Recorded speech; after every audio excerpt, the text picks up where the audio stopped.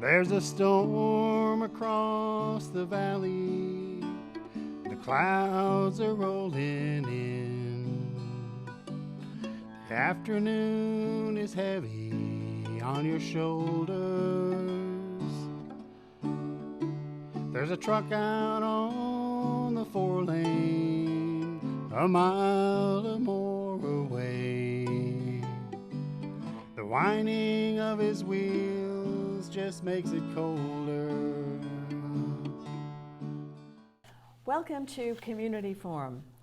My name is Priscilla Almquist-Olsen, your host, and this is the second segment of a continuing story told by Easton resident Edward Leonard. And I am delighted to see you again, Edward. I call you Ed. Okay. And he has wonderful stories, and the two previous ones told about his growing up in Easton and working for David Ames and in Bill Ladd's store, and the great explosion that happened in Halifax, and the Boston team, which came, a medical team that was headed by Dr. William Ladd, that went to help the 11,000 injured, 2,000 died in this horrible explosion during World War I in the Halifax harbor. And so we're continuing this story, and we're going to start with the Wheaton family, I believe. No, I'm going to talk about Ladd's hardware store, the history of the Oh, store. sorry. That's the third of my 5 stories. Okay. Shoot. And it's just a bunch of dates, but I got interested in the store itself. Where did it come from? I had heard that it was a carriage shop, and the forge that was in back was part of that manufacturing process back in the early 1900s. So in looking into it, Frank Menino gave me a Frank piece. Menino is the curator at the Historical Society and Museum. And first of all, can you tell us the location of this hardware store? 110 Center Street, between Columbus Avenue and Spooner Street, but on the other side. Oh, okay. And that's what it looks like. Right, and that is where the Not Just Tabbouleh is. Who? That's the soup. Oh, used to be today the it is, yes. Used to be the soup center, Yeah. center, and now it's not just. Emco had it for a Yes. deli for a while. That was David Gomes. He was a classmate. Oh yeah. Yeah. Yeah. No, I remember it as a hardware store. Okay. Yeah. But that was the front half. The back half was also part of the leftover from the carriage shop. And explain what a carriage shop is. It's C-A-R-R-I-D-G-E. Probably, I can't spell. Oh, is it like a carriage with horses? Yes. Oh, then it's C-A-R-R-I-A-G-E. There you go. You've misspelled it. That's okay. There were 2 subjects that I was not very good in. One was music and one was spelling. Well, you're a scientist. Oh, I'm a mechanical engineer. Mechanical engineer, and I like right. to So work with you're- my hands. And back to school. In school, I read, I think, 1 book twice, and maybe a second book in high school that I did book reports on. Mm-hmm. One was, You can remember? yeah, it was, what's his name? A kid's name at the circus. And it was a kid's book that I read, and I wrote a book report on it for Miss Foster. Miss Can you imagine Foster. Miss Foster reading a book about Willy Wonka or whatever his name was in the circus? The book was about this thick. You mean this thin? That thin, yeah. I remember Miss Foster. But she was my senior year English teacher. She was a wonderful teacher. She was one of my best teachers. She and Kathleen Healy were my 2 best teachers. Yeah. So, So anyway, I continue. wanted to look more into the history of that building, okay. and I did. And I went to Frank Menino asking him about it, and he goes into his computer in his office at the museum, and he types in and he comes out with this, which is a wonderful background of that store. But So if one wanted to read it, you could simply go to the Historical Society's, Actually, you can go into Google yeah? and type in Ladd's Hardware Store and come up with it. Okay, Ladd's Hardware Store, Easton, Mass. Yeah. Okay. Anyway, it all started with a Wheaton family up in New Brunswick in 1775. Well, actually before that, the Wheaton family came from Europe and landed in Salem, Mass. And in 1774, there was a lot of noise going on when they landed. So they turned around and hightailed it out of there, because in 1774, the Battle of Lexington and Concord was going on. They didn't want to hang around for that, so they went up to Halifax. And then from there, they ended up going over to New Brunswick. And the Wheaton family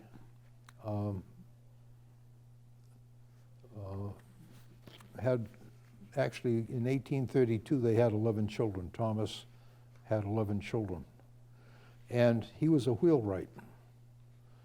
And he left Moncton, New Brunswick, and came to Easton and opened the William A. Wheaton Carriage Factory at 110 Center Street. And if you go to that building today, right here on the entrance is a plaque that Mr. Pyries, who owns the building now, put up. Okay, let's show that for the camera. Yeah. Okay, see that? And most of us know that it's the store called It's a food store, right? Food store, yeah. It's a Not takeout. just Tivoli. Okay, so we all know where that's Yeah, located on right. Center Street. So with his 10 kids, he came down and he opened that up. He married a gal, one of his daughters married a Edward Belcher Haywood. Wow. Belcher, this is the name Belcher. Right. And ended up that the Haywoods financed him in that. So I think, and I don't have any documentation, I think he built that building. I think that Wheaton built this building in 1884. The records, they say it was there, but they didn't say where it came from. And I think the Haywoods, who had money and invested in real estate, helped finance that, because I know they held a mortgage on it. Now, her husband was Edward Belcher Haywood, so it must have been one of the Belchers. He must have been related to the Belcher Foundry. I would think so, but that would take more Malleable research. Iron Foundry. Yeah, right. I would like to think so, but that would take more research. But anyway, in 1890, his son Chase partnered with William Wheaton. His and father. His father. And in 1900, the factory went in default, and the building was sold to Isidore Coffin. And these people that owned it from then on were all blacksmiths and into making carriages. This factory was sold in 1907 to a Ransom Packard. In 1912, it was sold to Susie Smith, whose husband was a blacksmith. In 1923, it was sold to Bob Watt. Now, I remember Bob Watt Do you? when I lived on Columbus Avenue, because he lived right at the end of Columbus Avenue. Right. And Bob Watt was a blacksmith. So they were operating a blacksmith shop in the back of that hardware store back in the 20s. And then in 1949, our friend Bill Ladd shows up in the Canary House, renting it from the Ameses, and he bought the store. 1949 was the year that I started working for Bill Ladd. Oh. So he needed some part-time help.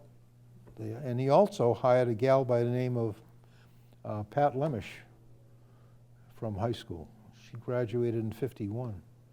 And she kept the books and was a clerk when people came into the hardware store.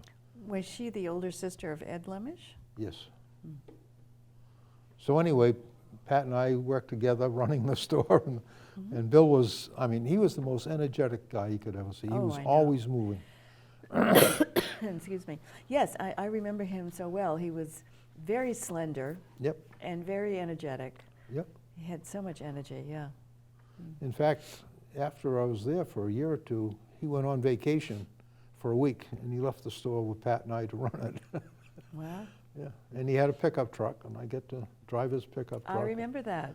Yeah, Yeah. and so I did all. Wasn't it part wood? Hmm? Wasn't the pickup part wood?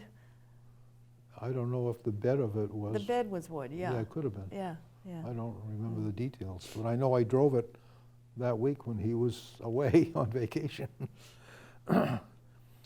So I'd like to think that I got my job working there because of David Ames. Right. And until I went to college in 1950, the fall of '52, I worked for Bill, and I worked there for another year because as a co-op at Northeastern University, you had to go to school full-time and not co-op. So I had time to work for Bill on weekends and whatever. But then as I went to work for the Foxborough Company full-time as a co-op student, I no longer worked for Bill. And I often wondered what happened because Bill sold the property in 1966. And it went through many, many hands after that to the people that you know today that operate a deli out of there. Mm-hmm. But at one time, David Gomes, a classmate of mine, owned and operated that same store. So it's got quite a history. And Yeah, and the fact that they were building the wheels for carriages Yep. in the back, the blacksmith, all those years, yeah. one thing to build a wooden wheel, spoked wheel, Oh, okay. right? They're wooden spoked wheels. It has a steel rim on it. Steel rim, right. So how do you take a piece of steel rim and put it on a wooden wheel? Yeah, You heat it up in the forge. I see. You get it red hot, white hot. And of course the wooden wheel without the rim is kind of loose and and you put it down flat on the ground, and then 2 or 3 people with tongs would lift this very hot rim and very carefully drop it over the wheel and then cool it down, and of course the metal would shrink, and that would become the rim of the wheel. So, and then it would attach itself to Right. the other end, yeah. Right. So Great. that's what they did. Wow, so what's the next story? Well, from then, the Wheatons, I have a lot of classmates that are involved with this. I mentioned Dave Gomes. Harold Bailey and myself are good friends today. And my closest friend since the freshman year in high school was Harold Wheaton Hayward from Southeastern. So we've been friends for 71 years, and we still weekly correspond and visit each other. Wonderful. But his name was Wheaton. And I have his family genealogy, and it goes back to this William Wheaton that built that hardware store. And that took refuge in Halifax and Yeah, during so the American Revolution, and then came back here to Easton. Hal Bailey said, Ed, while you're working on this, I've been told that I'm related to Harry Hayward, Harold Wheaton Hayward. If you find out how, let me know. Well, if you look at the documentation that I received, it tells me. From Frank Menino, Yeah, right. right. And they had 10 children when they moved into Easton in 1888, 1884. The second child turned out to be Wheaton Hayward's grandmother. And the 9th child, I believe it was, turned out to be Harold Bailey's grandmother. My. So they are second cousins. Their grandmothers were sisters. And did they know that? No. And you discovered it? Well, I highlighted it, yeah. I mean, Wheaton Hayward had the information, but he never paid any attention to it. Mm-hmm. I got his genealogy for his family, the Hayward family, and I got this from Frank Menino, you put it together, and these two sisters, so the son of one of the sisters was Arthur Bailey, and the son of the other sister was Harold Wheaton Hayward Sr. And Hal Bailey was the son of Arthur, and Harold Jr. was the son of Harold Sr. Right. So they're second cousins. Their parents were first cousins, and their grandmothers were sisters. How does one escape that information? Hmm? When their parents were first cousins? How does that not filter down? I mean, I know my second cousins. Don't Me you? too. Yeah. Me too. Yeah. Strange. But there was some difference in age. If you take 10 Yes, kids, you right. go from the second to the ninth, there's a lot of years in between, Right. and that makes a difference. Sure. When you have cousins same age, you kind of Mhm. get together with them. But when there's 10 years difference, you probably Right. more separated. Mhm. So that was an interesting experience to go through that. Now, you mentioned that Arthur, Harold's father, was the Eastern Fire Chief. Yes, I see that in your outline here. yeah. Okay. Wow. Another classmate was Joan Kelly. Her father, Joe, was the assistant fire chief. And one of the stories that Hal likes to tell was when the St. Mary's Hall of the Catholic Church Yes. on Main Street burned down. I remember that. Well, so do I. Mm. I took a picture of it the day after. I was in the theater on Center Street. When I came out of the movies, the fire was going on, so I went down and watched it burn down. Why? The next day, I had a little baby Brownie camera, and I went down there, and I took a picture of the burnt-out building, and that appears in that Reminiscences. Good. The picture of that is in there. Mm. But Hal likes to tell the And story. for the listening audience, the Reminiscences is a series of 10 booklets now of different stories written about Easton's past by residents, some who have moved away and some who are still residing in Easton. Right. And which number is your story in? I wrote a story in the Reminiscences number 5. Number 5. Yep. Okay. Growing up on Columbus Avenue. Yeah. And I want to write this up and give it to Hazel Luke so it can go into one of the future Reminiscences. It's so funny, Ed calls her Hazel Luke, because I did too. She was Miss Luke, and I was one of her students. Oh, yeah? Is that right? Sure. Oh, And then she married fellow teacher who became Dave the Varela. principal of the high school, Dave Varela. Yeah. So most people today know her as Hazel Varela. yeah. But that's so funny that you called her Hazel Luke. Yeah. Yeah. And I used to fix Dave Varela's bike for him. Oh, yeah. When I was growing up, I probably paid in 10 bikes in my basement. And one that I fixed was Dave Varela, because he wasn't that mechanical. Hmm. And when the chain would come off his bike, I'd have to put the chain back on. You want to talk with the bike store. Have you been to the bike shop here in Easton? No. It's right next to the Shoveltown Brewery Right here. right here on the other side of this Yeah. building. Yeah. Yeah, There's a bike shop? it's a bike shop, and the fellow is, I interviewed him. It's very interesting. How long has he been in business there? I think maybe it's going on 3 years now. Oh, okay. And but he also apprenticed at a bike shop, but it's not his full-time job, although he would like it to be. Yeah, I know. Yeah, I know. yeah. Okay.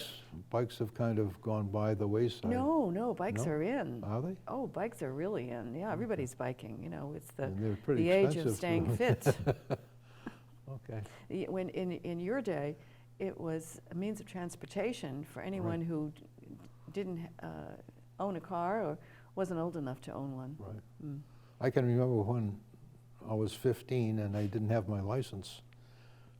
George Peterson, another very close friend, he's since passed away, he and I would ride our bikes down to Harold Wheaton Hayward's home on Foundry Street because his next door neighbor, Rick Hollis, had a Model A Ford out in the field. And we'd ride our bikes down there and then learn to drive a Model A Ford. And we'd take it down through the woods out onto the railroad tracks, down the railroad tracks to the Rainham dog track and back. Did you bet on the, No, we didn't go. Horse- no. We just used the railroad track as a road to drive the truck, Right. drive the car. Yeah, that was kind of fun. So anyway, from there I got into the Wheaton family, and I mentioned Harold Bailey asked me how they were related, and I've just outlined that to you. So okay, and are we going to do the fifth story? we can. Let's do it. Okay. Bill Ladd lived in the Canary House. I didn't even know they had a Canary House until Frank Menino gave me, where is it? Here, do you want mine? Yeah.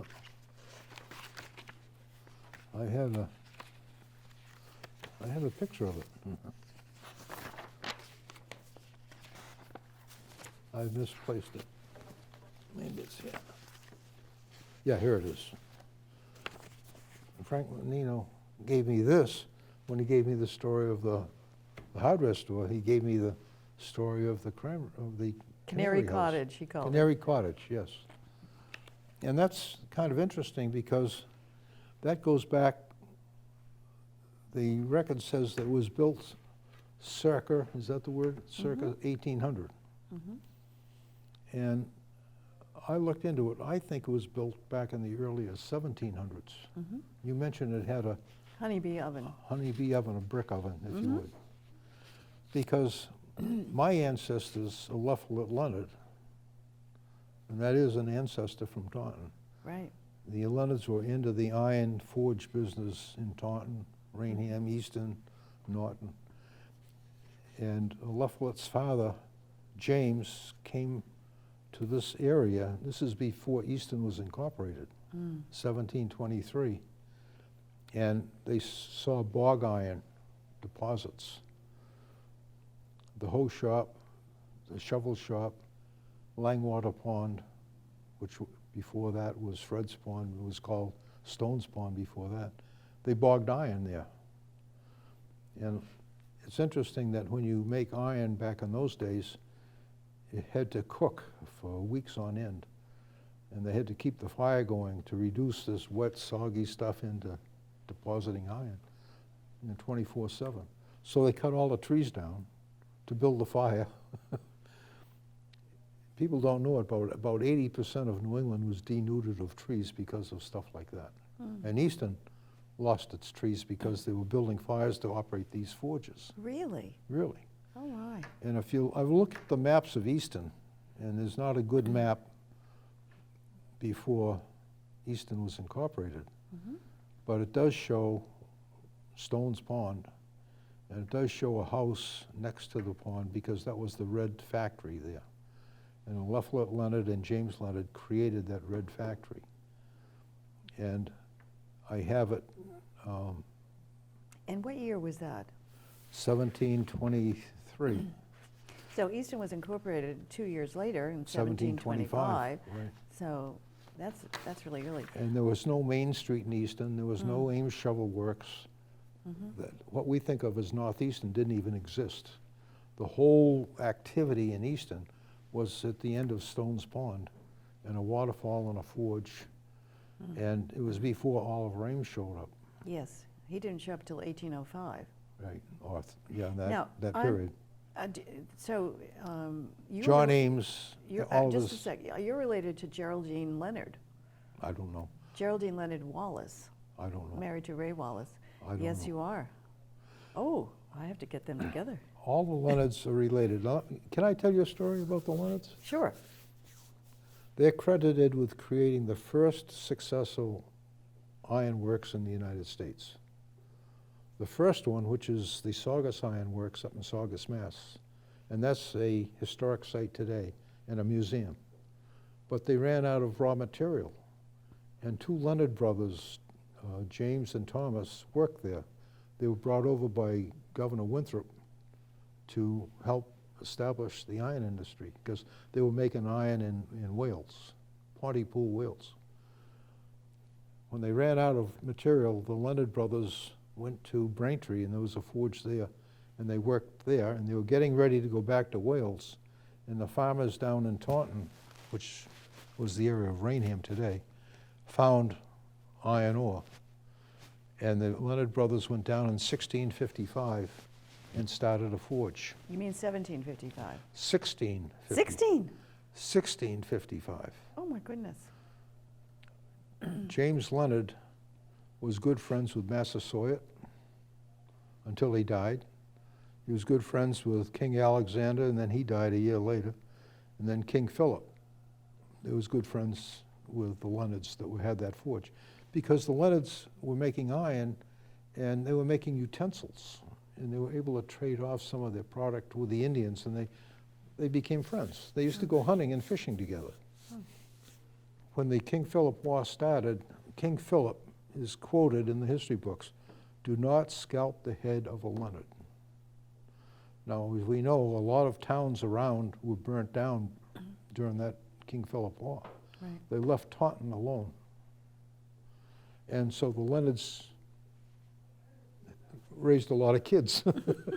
They weren't done in by the Indians. So the woods are full of Leonards because of their friendship with Massasoit. John Adams is quoted in the history books as, "Wherever you find an iron forge, you will find a Leonard." And this James Leonard was a grandson, I think, of the original James, came into Easton in 1723 with Alephlett, his son, who was then 21 years old, and bought that land and started that forge. And if you look at the maps, there's nothing around there. There's no road or anything. It was just a cart path somewhere that got into that area. But there was a house there. And in it, it says, 1782, Alephlett Leonard deeded to son Jacob, before that. Son Isaac. Oh, son Jacob, yeah. The house built, maybe 1720. Next to the Red Factory, Leonard Forge, 1723 to 1782 existed. Foot of Stones Pond, Fred's then Langwater Pond. First iron forge in Easton, called the Birmingham Forge, established by James and given to his son Alephlett, age 21. And Oliver Ames hadn't showed up in Easton yet. No? His father John came over, and they ended up taking over that land, and they also took over some land and had a forge on the Shovel Shop Pond. Mm-hmm. And that's how the Shovel Shop got started. John Ames was a blacksmith in West Bridgewater. Yes. In those days, a blacksmith could make a shovel. You could hardly lift it, and he made them one at a time. What the Ameses did was automate and mass produce it, just like Henry Ford mass produced the car. The Ameses started mass producing shovels. And the assembly line started with the Ameses, not with Mr. Ford, who came 50 years later. Yeah, right. So, although Ford is credited with the assembly line, not true. He got that idea from John Ames. Well, I hadn't heard that, but I believe it to be true. I believe that's true, yeah. Yeah. But this is so fascinating to think that a couple hundred years before Mr. Ames came to Easton in 1803 or 5, right. that your ancestor, Mr. Leonard, was here with all his kids from Taunton and established that forge on Fred's Pond. And you said there was a house. Yes. Now, And where is that house? I believe it's the Canary House. Oh, that makes perfect sense. I don't know it, but it says They don't give the date of the house, they just Mm-hmm. said 1800, which says it's plus or minus. They don't know when it was built. But here it says,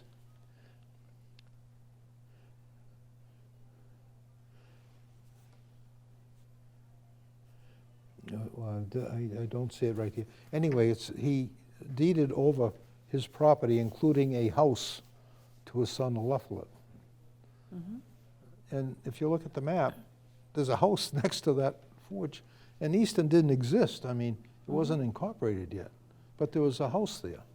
And then the house was actually across the street from the forge. Right. But you could throw a stone and hit the forge from that house. But was that house in that proper position on the map you viewed? Yes.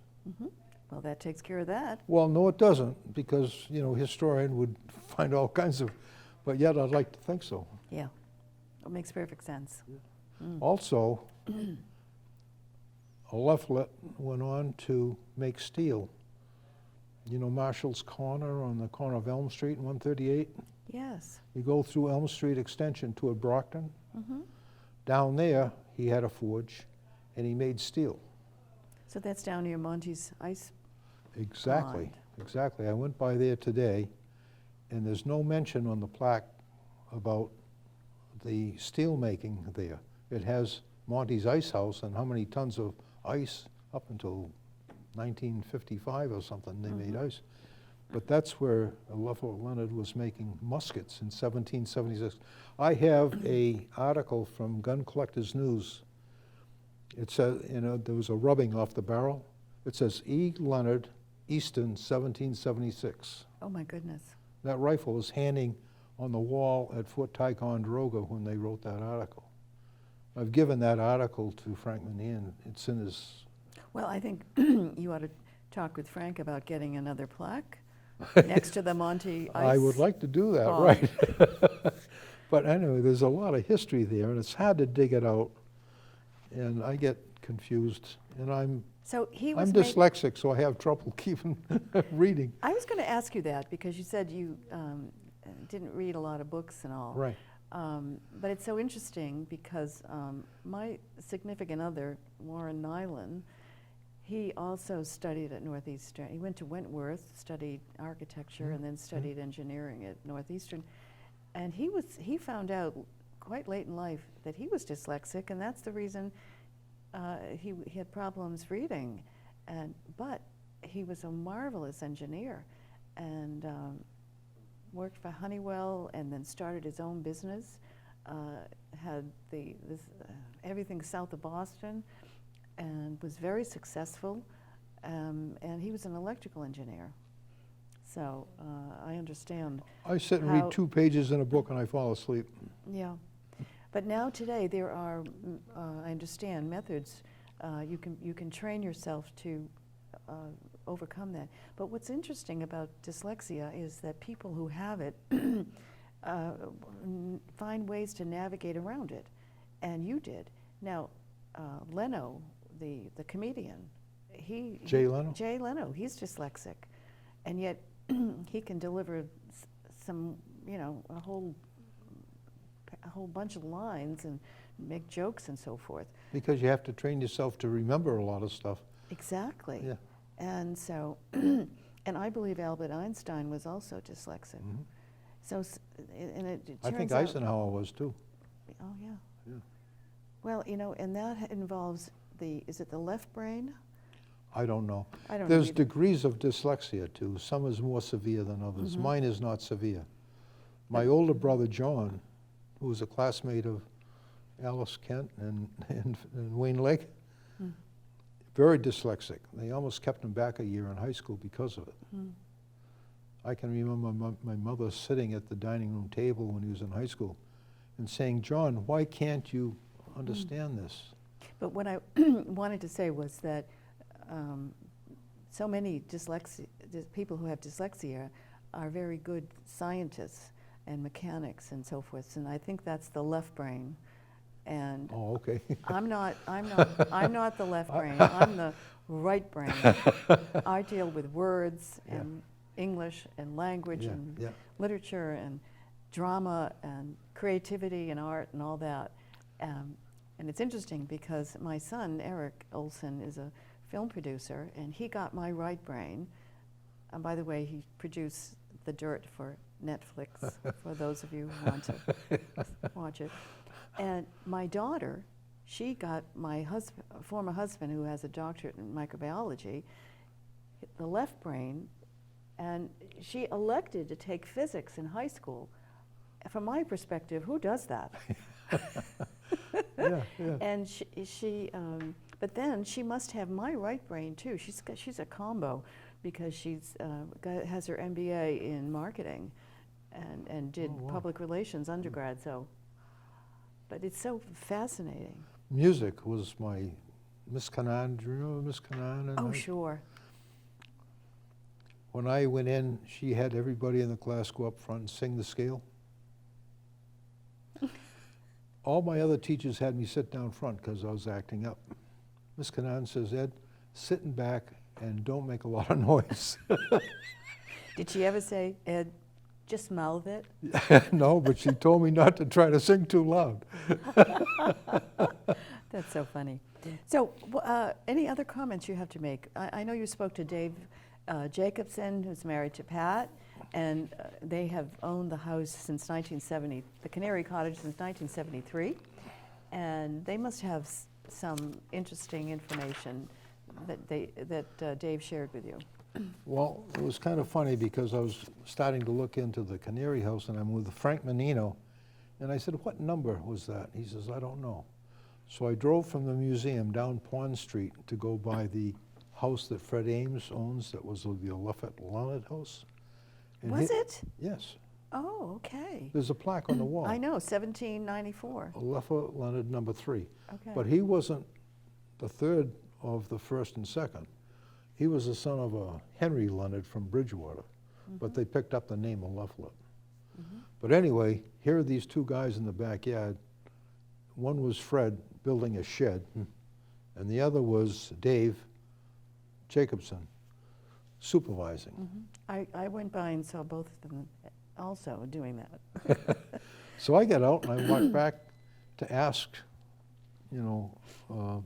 what they knew about this. And I said, I'm headed down to the Canary House. And Fred says, I own it.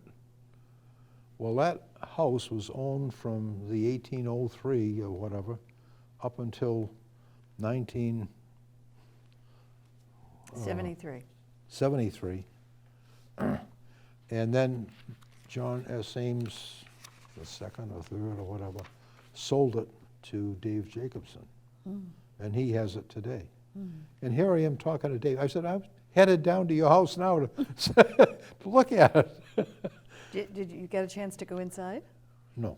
Oh, well, you should certainly call them and ask them. I I'm sure they'd want be to delighted. sit down with Fred sometime for an hour, because there's so much that he knows, I'm sure, that I would like to understand. But Dave said to me,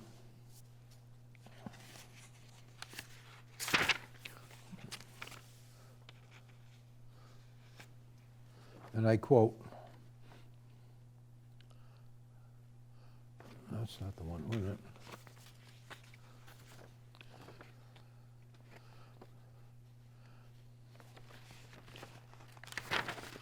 Dave Jacobson told me he bought the Canary House from John S. Ames. He lives there today. The house was always owned by the Ameses. The house was built 1823 plus or minus. It says 1800 on the document. So nobody's really sure. The dam at Stones Pond was a busy place in 1723 before Easton was incorporated, and there was no Main Street. I gotta believe that that house is older than that. I'd like to know. And so the entire area, Main Street and all the streets, Seaver, Reynolds, Pond, it was all just trees. It was just woods, yeah. Woods, yeah. It was nature. Well, isn't it wonderful that your family was so much a part of early Easton, Yeah. the Leonards, and that you must have an incredible family tree, because they produced so many children, Yep. and they produced so many children, and so forth. One of the stories, I have a book. It's entitled Two Men from Taunton. If you go into the center of Taunton, just off the Common, there's a bronze monument of Robert Treat Paine, the signer of the Declaration of Yes. Independence. Mm. Robert Treat Paine and a fellow by the name of Dan Leonard lived next door to each other on the Common and rode in a carriage to the state legislature. They were both in the state legislature during the colonial period, the 1700s. Mm. Robert Treat Paine was a Whig. Dan Leonard was a Tory. And they both Harvard graduates. The Sons of Liberty fired guns into the house of Dan Leonard on the Common. And one of the shutters is on display at the Old Colony Historical Society, bullet holes in it. He, in the middle of the night, took his wife and kids into Boston in 1774 to live in Boston because he would have been killed unless he changed his ways and became a Whig. Mm. They wrote a book, Two Men from Taunton, and they chronicled their lives, one paragraph about Dan, and one chapter about Dan, one chapter about Robert Treat, another chapter about Dan. And there was some letters that went back and forth between an unknown author and John Adams, called Massachusetts, I don't know, I can't even pronounce it. But in the newspaper, they were back and forth. And this unknown author, who happened to be Dan Leonard, was defending the fact that there's no way that these colonial people could defend themselves against the massive armies and navy of the British. And he said, you know, you're not going to win a war fighting them, so you might as well join them. Mm. But that didn't happen. And then you had the evacuation day. On evacuation day, Dan Leonard and his family were put on a boat and they went to Halifax Harbor. Oh. And then he left his family there, and he himself went to London because he was appointed by the king, and he was looking for some favors from the king, and it took him a year or two. But finally he was appointed to Bermuda and was the chief magistrate of Bermuda for about 25 years. Then he went back to London, and he was in his later years, and he committed suicide. He put a gun to his head and killed himself. Oh, my. Your ancestor. My answer, Dan Leonard, yeah. And But he did- was actually descended, I mean, the record, he was descended for the original founders. Right. So, he was the magistrate, so he was the judge. Yes. Mm. Yep. And was he the went, lawyer. and he went to Harvard. Did you know something about Harvard? When you read that book, it tells you you were graded not because of your scholastic abilities, but because of your wealth. The one that graduated at the top of their class was the wealthiest. The one that graduated from the bottom of their class was the poorest. So where was Dan Leonard? Somewhere in the middle. Mm.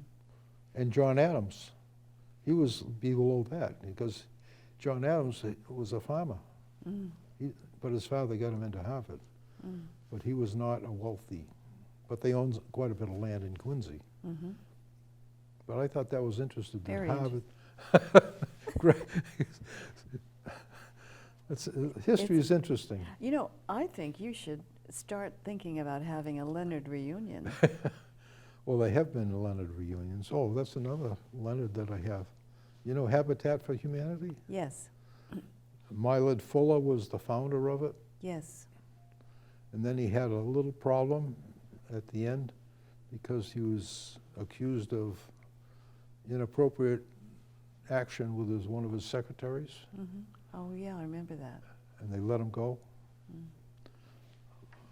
Paul Leonard, my second cousin, was a minister. He ended up being brought into the housing industry of a developer, and he did very well. And that business was, that was Crosland. They were bought out by a Texas outfit that was making like 12,000 houses a year. And he managed that. And today he's still on the board of directors of that. But when he did it, he got involved with Habitat for Humanity. And his companies had a hardware store, and they would provide all kinds of free materials for building habitat houses. And then he became the manager of International Habitat. And when he retired, Jimmy Carter came to him because of the problems they were having with Millard Fuller, and asked him if he would take over Habitat. And he was in retirement. He went down to Americus, Georgia, and ran Habitat for 2 years until they could find another replacement. My goodness. Paul Leonard. Paul Leonard. Lots of Leonard Yeah. stories. And Yes. we've just, seen the tip of the iceberg, as they say, Yeah. right? So, So I'm so excited about my family, but yes. I'm glad I got somebody to tell the story to. Yes, and it's fascinating. I love these stories. Yeah. And you should be so proud of your family. I had nothing to do with it. No, but the fact that they lived and had children and they had children and you're the result. You know what bothers me more than anything? When I took history in high school, it was the dullest subject in the world. Mm-hmm. And I didn't appreciate it. If my history teacher in high school had told the story of the Ameses, the shovel works, building the Transcontinental Railroad, Mm-hmm. all the things that we've talked about here, they could have made that such a live story and made us understand history. Right, you and I graduated Oliver Ames too early because in subsequent years, Hazel Luke Yep. Varela Yep. developed, as the history teacher at the high school and chairman of the department, she developed the history course that all students were required to take. And so they all graduated Oliver Ames with a real appreciation of the richness of the history. I never thought about that. I'm Yeah. glad to hear that, Yeah. because that's what I think should happen. You're right. And so I believe they also were required to do a project, write a paper and whatever. Look into certain things, yeah. Right. So anyway, thank you, Ed, so much. And I know that we're going to have Ed back because this man is filled with stories about the Leonard dynasty. And I hate to come across as a braggart, but yet it's history, and I Yes. think it's important to be retold. And as you're discovering the history of your family, you're seeing, you too find new information, which is very illuminating and quite fascinating. Yeah. You know, if you sit at a counter next to somebody in a store and you start talking to them, it happened to me this morning. I was over at Ocean Honda in Brockton. I have my breakfast there.